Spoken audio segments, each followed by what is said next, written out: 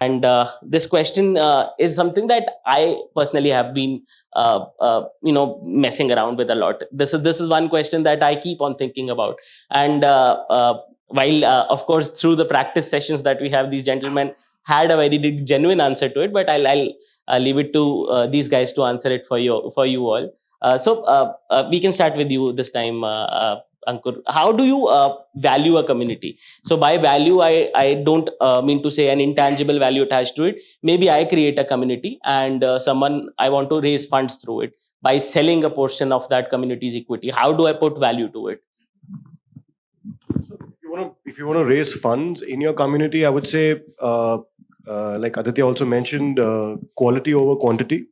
And just by getting number of people in who are not active, this should not add value, but it could be the quality of people that are part of your community, and the quality of engagement that happens. It should not be just hi, good morning, good night every day. What's the quality of conversation that is happening in the community? So it's not really tangible. It's something very difficult to quantify, because it's like in intangible value in that sense. So, but that for me is more important than having a community of like 100,000 people who are just not adding value, versus someone who's like Bitcoin Bomb, maybe like what, 200-300 people, but immense value, like you said, right? Right. Even for me, right? It's like, I mean, any doubts? It's like 300 people versus 10,000 people. It's adding value, but I mean, so raising funds for a community is something that I haven't accessed or done. We've always been a part of a community, either for just the underlying purpose of it or for a project.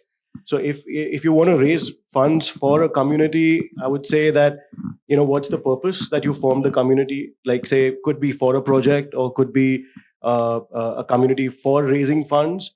So something that you can quantify. So if it's like an investment community that you brought investors together and you're raising funds, then what is the quantum of funds that you've successfully raised should be something that you should value your community on.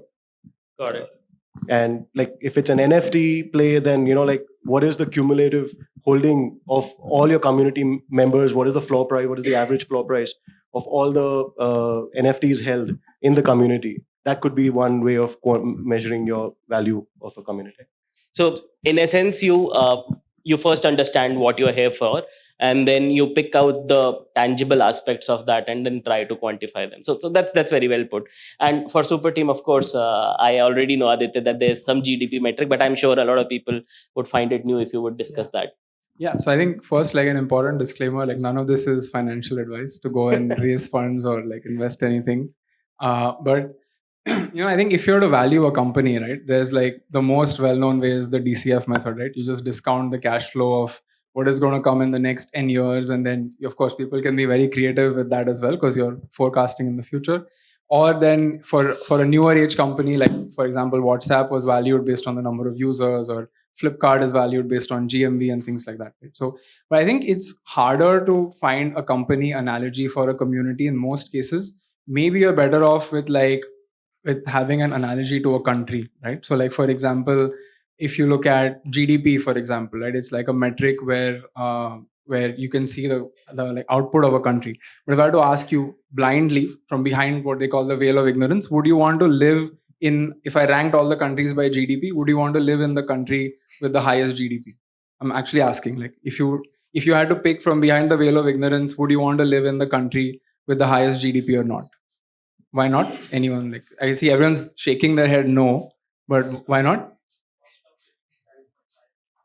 Yeah, that's fair, right? Maybe it's expensive to live there. Or you could take another metric called the Gini coefficient, which is like the wealth inequality. So you're living in the country with the highest GDP, but small number of people are driving that GDP, and it's not equally distributed. And I'm sure you can think of countries that fit that bill, right?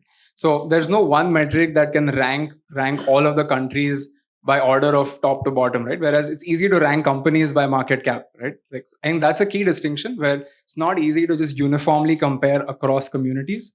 But having said that, I think so. There's an essay that we've sort of written on the blog about how to value how to value a Web3 community.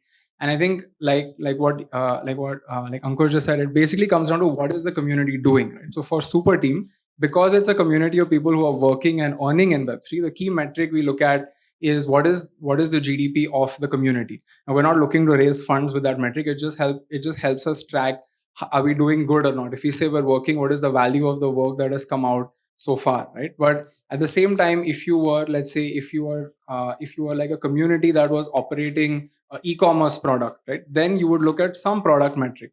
Or if you were like to take that example, if you were an art collection community, you would look at the current value and liquidity of the art that you're holding. Or if you're an investing community, you would look at the value of your portfolio or your AUM, right? So I think it just depends on, you should be really clear on why you want to value it. Like, is it just to create a barrier for entry, or do you want to raise funds? Because if you want to raise funds, it's also about how do you have community ownership, right? There's no real structure today that is legally recognized. I mean, there are like cooperatives, but there's no like company structure. So you may have to form a company and then can you have 3,000 shareholders? Like there'll be a lot of those questions as well. But yeah, so first you should know why you want to like value it, and then secondly, what are you doing? Like what value are you creating? And then just find a way to put like a number to it based on that. Right. So I'm so glad that we did this session, and of course it got recorded as well. We're definitely going to use it in other local chapters, because this is just like a master class in how to build communities, how to value them. Crypto products and NFTs are unregulated and can be highly risky. There may be no regulatory recourse for any loss from such transactions. In case you have any queries, write to support@coindcx.com.